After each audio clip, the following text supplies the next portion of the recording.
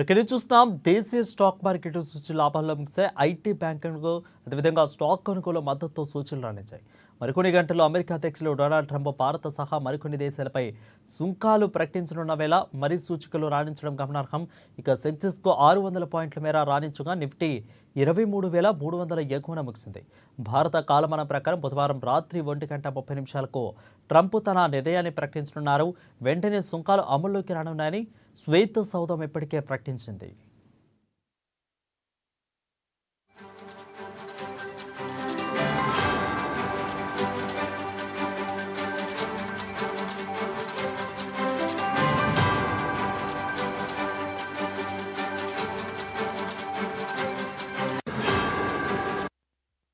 Breaking చూస్తున్నాం. దేశీయ stock market సూచీలు లాభాల్లో ముగిశాయి. ఐటీ బ్యాంకింగ్ స్టాక్స్ కొనుగోలు మద్దతుతో సూచీలు రాణించాయి.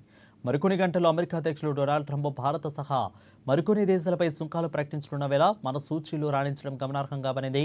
అయితే సెన్సెక్స్ 600 పాయింట్ల మేర రాణించగా నిఫ్టీ 23,300 ఎగువన ముగిసింది. భారత కాలమానం ప్రకారం బుధవారం రాత్రి 1:30 ట్రంప్ తన నిర్ణయాన్ని ప్రకటించనున్నారు. వెంటనే సుంకాల అమల్లోకి రానున్నాయని శ్వేత సౌధం ఇప్పటికే ప్రకటించింది.